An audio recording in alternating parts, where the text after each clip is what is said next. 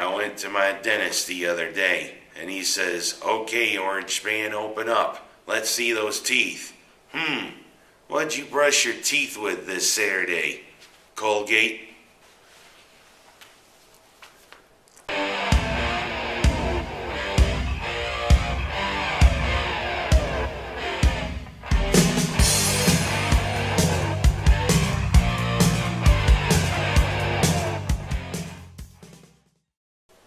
Well, Orange fans, it was another revival of what has been a great rivalry over the years. The team that we faced the second most times behind Penn State. And in the early 1900s, it was a great rivalry, back when we were on even keels. But because Syracuse is FBS and they are FCS, our last few meetings against Colgate have been pretty lopsided, which is probably why we don't face them anymore. That, and plus we're in different divisions. But it always is pretty cool when you meet an old friend, or I should say old rival. And I should say rivalry really says the thing. Last time these two met, there was a lot of ill tempers, leading to a cheap shot injury to Ted Gregory.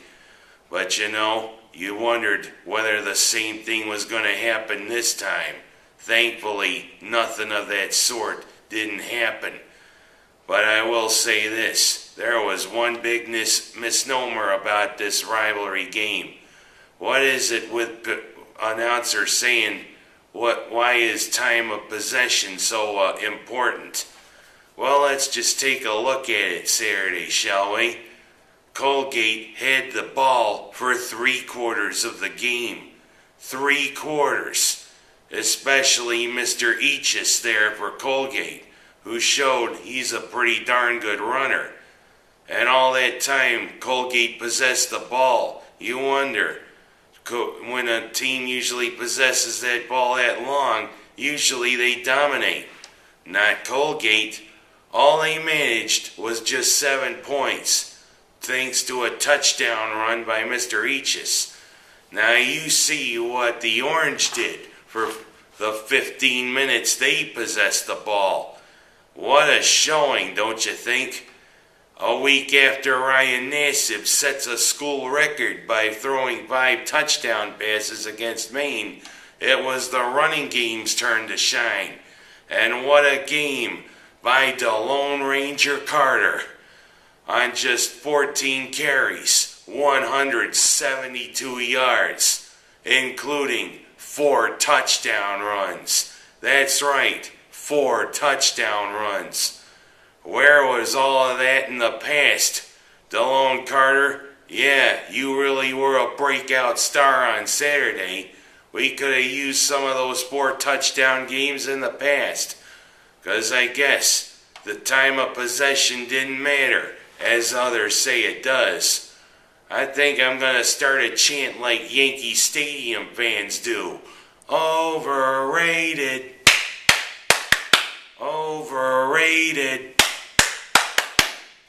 Wouldn't it be something if the Carrier Dome crowd started doing something like Yankee Stadium fans do, chanting the names of the players and waiting till the players acknowledge them? Although with people coming and going every year, it'd be kind of hard.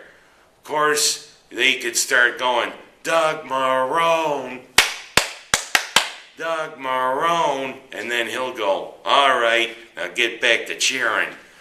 That would be something, wouldn't it? And how about the other running backs?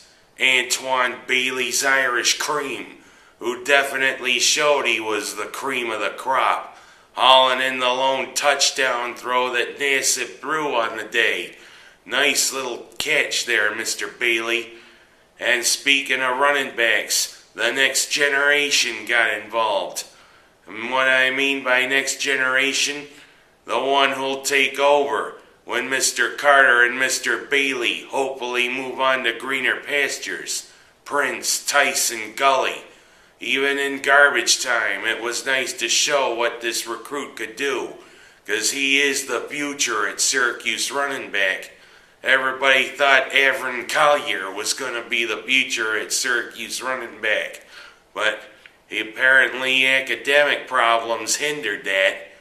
Boy, those Colliers really showed that they were something coming out of Churchville, Chili. But you know, both Avron and his brother, Kevin, definitely have had whimpers for college careers. Nothing major to report. But you know, this Prince showed he was the king of his court with that touchdown run. A great 42-7 victory over our old rivals from 15 miles away.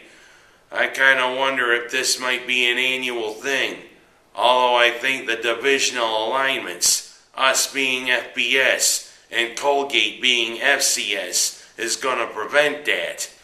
But it sure would be nice, you know. And it would be nice to get maybe a couple more victories, because Colgate actually still holds the series lead in this. And you know, that's really weird. We've dominated Colgate in our recent meetings, but still, they hold the series lead. We gotta get the series lead on those Raiders, just like we did when we renewed our rivalry with the University of Buffalo when they jumped up to the FBS. But oh well.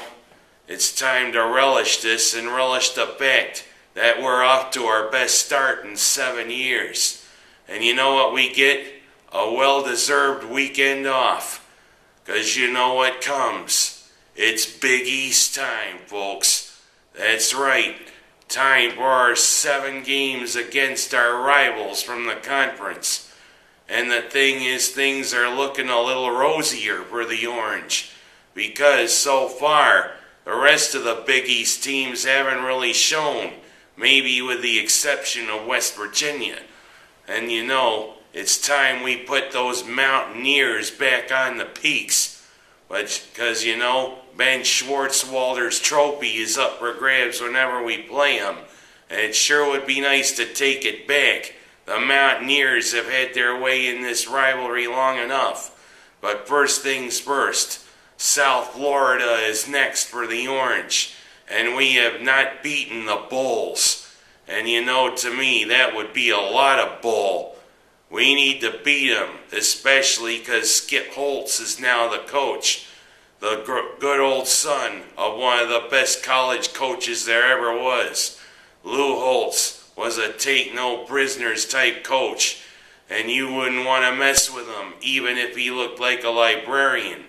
Hell, I remember when he put that pseudo-stranglehold on the referee when he thought a BYU player had choked one of his Notre Dame players.